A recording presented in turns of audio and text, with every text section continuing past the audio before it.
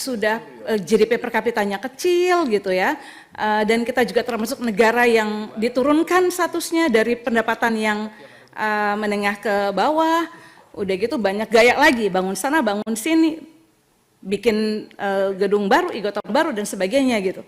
Jadi fokus kepada anggaran-anggaran memang, apalagi kalau melihat lagi tadi ya, tadi sudah sempat disampaikan bahwa PEN itu tujuannya adalah untuk percepatan ya pemulihan ekonomi termasuk juga penanganan COVID begitu.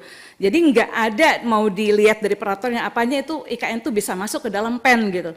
Tapi Bu Menteri sudah menjawab tadi dengan santainya, ya sudah nggak apa-apa kalau PEN nggak boleh di kalau IKN nggak boleh di PEN ya sudah kita boleh itu. Kan tidak begitu. Harusnya tidak begitu. Memangnya nggak dipikir sebelum keluar statement? Kalau IKN itu nggak bisa masuk gitu, kan nggak bisa ketika kita mengatakan bahwa IKN itu mau dilihat dari manapun nggak bisa masuk ke dalam PEN gitu. Dengan ringan dijawab, ya nggak apa-apa kita nggak masalah sih kalau nggak masuk PEN ya udah, kan nggak begitu, masa jawaban seorang menteri seperti itu?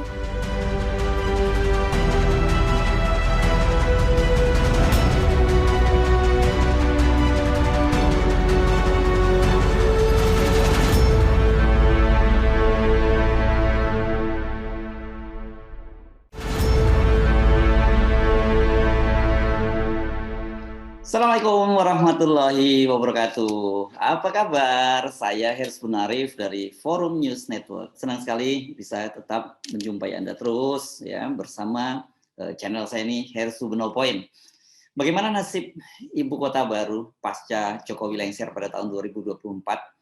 Saya yakin sebagian besar Anda, sebagian besar rakyat Kalimantan, khususnya Kalimantan Timur dan juga masyarakat Indonesia banyak yang bertanya-tanya.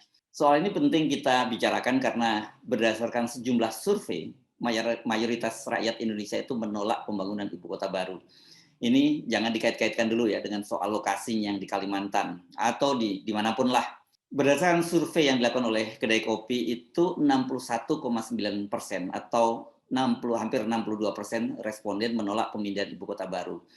Alasan utamanya karena kocek pemerintah saat ini sedang cekak. Pembangunan ibu kota itu merupakan sebuah pemborosan pada saat pemerintah seharusnya melakukan penghematan. Nah, masalahnya sebelum Presiden Jokowi menyatakan bahwa pembangunan ibu kota baru yang menghabiskan dana 466 triliun rupiah itu, janjinya itu akan menghindari utang dan juga tidak membebani APBN. Namun belakangan janji Presiden Jokowi itu sudah diralat. Ini mirip-mirip seperti janjinya ketika mencanangkan atau groundbreaking pembangunan kereta api cepat Cina Jakarta-Bandung. Pada waktu itu Presiden Jokowi juga menyatakan tidak akan menggunakan dana APBN. Nah sekarang ternyata pemerintah kemudian meralat pernyataan itu. Pemerintah soal pembangunan ibu kota baru ini menyatakan bahwa akan dibebankan pada APBN yakni 53,3%. Sisanya dana didapat dari kerjasama pemerintah dan badan usaha, kemudian swasta dan BUMN sebesar 46,7%. Masalahnya ini, apakah pemerintahan baru nanti bersedia seperti Presiden Jokowi yang all out mengerahkan semua sumber daya termasuk merogoh APBN lebih dalam? Tidak usah menunggu sampai 2024 deh. Terhitung mulai tahun 2023 saja pemerintah itu dipastikan harus berakrobat untuk memenuhi kebutuhan APBN tanpa harus ini minus ibu kota baru maksud saya. Lembaga Keuangan Dunia International Monetary Funds sudah mengingatkan agar setelah tahun 2022 Bank Indonesia tidak lagi membantu APBN pemerintah. Stop ya pembelian surat berharga negara di pasar primer atau yang sering disebut ini sebagai burden sharing alias berbagi beban, berbagi anggaran antara pemerintah dengan Bank Indonesia. Dan ini sebenarnya burden sharing atau pembelian surat berharga negara ini di pasar primer ya, ini sama dengan Bank Indonesia sebenarnya mencetak uang. Gubernur Bank Indonesia dalam rapat kerja dengan DPR sudah menyatakan dia bahwa tahun ini akan terakhir kali mereka membantu APBN pemerintah, dan katanya itu kelihatannya IMF itu salah persepsi karena mereka sebenarnya sudah memaparkan soal itu. Jadi menurut Bank Indonesia nggak perlulah ada peringatan semacam itu. Tapi apa boleh buat, itu publikasi internasional menyebutkan begitu bahwa IMF sudah memperingatkan agar pemerintah stop membantu APBN, tidak lagi membeli SBN. Sekarang saja ini sudah jungkir balik, apalagi nanti tanpa ada bantuan Bank Indonesia. Ingat ya, pada tahun 2023 itu nanti presidennya masih Jokowi. Betapa acak kadutnya APBN negara karena harus memikirkan pemulihan ekonomi akibat COVID dan kemudian bersama dengan itu harus juga mulai membantu pembangunan ibu kota baru. Padahal tanpa skema pembangunan ibu kota baru saja APBN kita itu sudah babak belur karena harus menangani COVID dan memulihkan perekonomian nasional. Acak kadutnya pemerintah dalam menyusun APBN itu tercermin dari keputusan Menteri Keuangan yang akan menggunakan dana pemulihan ekonomi nasional itu untuk pembangunan ibu kota baru. Dalam rapat kerja dengan Komisi 11 DPR RI, Menteri Keuangan Sri Mulyani menyatakan bahwa pemerintah akan menggunakan dana PEN sebesar 178 triliun untuk pemindahan ibu kota. Dan untungnya soal ini segera diingatkan dan dicegah oleh anggota Komisi 11 dari fraksi Demokrat, Marwan C. Aman. Marwan C. Hasan, A535, fraksi Partai Demokrat, Dapil Lampung II. Saya ingin mengingatkan Ibu Menteri tentang pernyataan Ibu Menteri bahwa program IKN 2022 akan menggunakan dana PEN pada siaran pers kemarin. Dan itu baru saja dipertegas oleh Ibu Menteri. Saya ingatkan bahwa Perpu nomor 1 tahun 2019 yang menjadi Undang-Undang nomor 2 tahun 2020, pasal 11, sangat jelas menyatakan bahwa program PEN itu dimaksudkan untuk melindungi, mempertahankan, dan meningkatkan kemampuan ekonomi para pelaku usaha dari sektor real, sektor keuangan dalam menjalankan usahanya. Jadi saya ingatkan Ibu, ya, jangan sampai kita terjerumus pada pelanggaran peraturan perundang-undangan yang sudah kita buat. Kriteria mana IKN itu masuk pada pasal ini? Apakah dia termasuk kategori melindungi, meningkatkan kemampuan, dan lain sebagainya sebagai akibat dari dampak pandemi COVID-19? IKN itu sesuatu yang baru, yang tidak berdampak apa-apa, dia cuma kebun dan hutan saja yang mau kita bangun. Nah, jadi saya ingatkan Ibu Menteri dan juga kawan-kawan di Komisi 11 agar kita tidak melanggar undang-undang yang sudah kita buat dan kita setuju bersama. Menanggapi keberatan dari fraksi Demokrat, anggota DPR dari fraksi Demokrat itu dengan santainya Sri Mulyani menyatakan, ya kalau memang nggak diperbolehkan oleh DPR, mereka akan mencari, pemerintah akan mencari anggaran lain. Misalnya dia menyebutkan bahwa ini ada anggaran yang tersedia di Kementerian PUPR yang memang dikhususkan untuk pembangunan ibu kota. Terima kasih Pak Marwan. Kita tentu akan lihat di dalam Undang-Undang APBN juga, ya, yang sebagai salah satu alokasi. Kalau kita akan melakukan beberapa realokasi seperti refocusing, pasti ada alasannya dan ada dasarnya. Tapi kalau kita bisa saja nanti melihat dari sisi landasan hukum yang dianggap harusnya konsisten, saya juga tidak ada masalah. Pos yang lain pun bisa dilakukan di Kementerian PUPR. Tentu dia bisa menggunakan pos yang ada. Total alokasi PUPR Pak Isa 130 triliun ya. Total alokasi 110 triliun ya. Sekitar 110 triliun. Di situ pun dia bisa melakukan realokasi di dalam situ. Sehingga kalaupun PEN nggak boleh dihubungkan dengan IKN, ya nggak apa-apa juga. PEN-nya tetap saja. Nanti kita menggunakan posnya yang ada di dalam Menteri PUPR. Poin saya adalah DPR selama ini dan kami itu selalu menggunakan tools ini adalah tools untuk kita jagain Indonesia.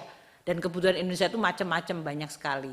Tapi kami tetap accountable dan sesuai dengan Pak Marwansi, saya berterima kasih, harus tetap sesuai dengan undang-undang. Jadi kami tidak ada masalah mengenai hal itu. Terima kasih Bapak. Sikap Sri Mulyani yang terkesan menggampangkan persoalan, ya tadi itu dia bilang ya kalau nggak disetujui oleh DPR itu cari anggaran yang lain, dan sebelumnya menyatakan akan mengambil dana PEN untuk bangunan ibu kota itu membuat anggota Komisi 11 dari PKS Ani Biarwati itu naik pitam. Ya, jadi saya mengingatkan bahwa apa yang kita capai ini hendaknya tidak membuat kita merasa kita sudah baik-baik saja. Indonesia tidak baik-baik saja gitu. Apalagi jika dibandingkan dengan negara-negara lain gitu. Sudah gitu yang sering selalu saya ungkapkan, hutang kita banyak gitu. Nah, jadi kalau kasih gambaran pakai orang awam gitu ya, sudah GDP per kapitanya kecil gitu ya, Dan kita juga termasuk negara yang diturunkan statusnya dari pendapatan yang menengah ke bawah. Udah gitu banyak gaya lagi, bangun sana, bangun sini, bikin gedung baru, e-gotong baru dan sebagainya gitu. Jadi fokus kepada anggaran-anggaran memang, apalagi kalau melihat lagi tadi ya, tadi sudah sempat disampaikan bahwa PEN itu tujuannya adalah untuk percepatan ya pemulihan ekonomi termasuk juga penanganan COVID begitu. Jadi nggak ada mau dilihat dari peraturannya apanya itu IKN itu bisa masuk ke dalam PEN gitu. Tapi Bu Menteri sudah menjawab tadi dengan santainya, ya sudah nggak apa-apa kalau PEN nggak boleh di kalau IKN nggak boleh di PEN ya sudah kita mulai itu. Kan tidak begitu. Harusnya tidak begitu. Memangnya nggak dipikir sebelum keluar statement. Kalau IKN itu nggak bisa masuk begitu, kan nggak bisa ketika kita mengatakan bahwa IKN itu mau dilihat dari manapun nggak bisa masuk ke dalam PEN gitu. Dengan ringan dijawab, ya nggak apa-apa kita nggak masalah sih kalau nggak masuk PEN ya udah. Kan nggak begitu, masa jawaban seorang menteri seperti itu? Memangnya pikir ketika mau bikin statement. Nah jadi saya berharap kita semua ingin Indonesia lebih baik. Kami semua ingin lebih baik gitu. Dan ukuran baik itu jangan hanya lihat dari kinerja sendiri gitu. Tapi lihat dengan capaian negara-negara lain yang juga mengalami nasib yang sama dengan kita, dengan COVID-19 ini gitu. Boleh berbangga dengan negeri sendiri, tetapi jangan lupa bahwa kita harus ke dalam, mensediakan rakyat kita sendiri. Yang kita tahu kok secara real itu banyak yang masih jauh kesejahteraan itu dari Indonesia. Sayangnya ketika Anies Biarwati menyampaikan kritiknya, bahkan menumpahkan kemarahannya itu Sri Mulyani sudah tidak di tempat. Dia sebelumnya izin meninggalkan rapat kerja dengan Komisi 11 karena ada kegiatan lain. Yang ada adalah Wakil Menteri Keuangan Suhasil Nazara. Jadi bayangkan dengan APBN yang masih dibantu oleh Bank Indonesia saja, itu Sri Mulyani sudah harus berakrobat membagi-bagi anggaran termasuk menyelipkan dana, kalau nggak mau menilap gitu ya nyebutnya, menyelipkan dana penanggulangan COVID atau dana pemulihan ekonomi nasional itu untuk membangun ibu kota baru. Pertanyaannya, apakah Presiden setelah Jokowi itu bersedia mempertaruhkan APBN untuk tetap melanjutkan pembangunan ibu kota? Kepada Tempo, Menteri Perencanaan Pembangunan Nasional dan juga yang merangkap sebagai Kepala Bappenas, Suharso Monoarfa, hanya bisa berharap bahwa presiden berikutnya tetap komit melanjutkan pembangunan. Sebab, kata dia, sudah ada undang-undangnya. Presiden Jokowi sendiri, seperti biasa, ini menghadapi situasi semacam ini sudah dia menyatakan dengan santai. Ketika bertemu dengan para pemimpin redaksi di Istana Presiden, Jokowi menyatakan bahwa sebelum tahun 2024, ibu kota itu sudah pindah. Namun untuk keseluruhan, pemindahan ibu kota memerlukan waktu 15 sampai 20 tahun. Nah, pertanyaannya, sanggupkah atau maukah presiden berikutnya meneruskan warisan dari Presiden Jokowi? Maukah mereka berakrobat seperti Jokowi mengotak-atik APBN hanya untuk meneruskan legasi Jokowi ini? Ini yang banyak dikhawatirkan oleh publik dan banyak yang memprediksi bahwa pasca Jokowi lengser nantinya di pembangunan ibu kota itu akan mangkrak. Apakah seperti itu? Hitung-hitungannya memang sangat berat ya kalau kita tadi lihat APBN kita dengan kondisi seperti sekarang aja. Jokowi sudah menyatakan harus akan dibiayai oleh APBN. Ya, ini menjadi menarik, mengundang pertanyaan pada kita. Apakah kemudian tidak ada investor yang mau masuk sehingga kemudian pemerintah memperbesar porsi pembangunannya dengan menggunakan dana APBN? Atau kasusnya nanti sama dengan kereta api cepat Cina Jakarta-Bandung yang kemudian di take over oleh dana APBN, bahkan termasuk modal dari BUMN yang diminta untuk melakukan pembangunan juga ditambah digelontor oleh pemerintah. Dan kalau dari menggunakan dana APBN itu ujung-ujungnya itu kan akan menjadi beban rakyat.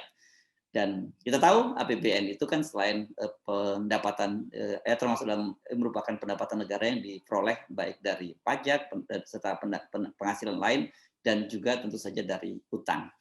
Saya Hersman Arif dari Forum News Network. Wassalamualaikum warahmatullahi wabarakatuh.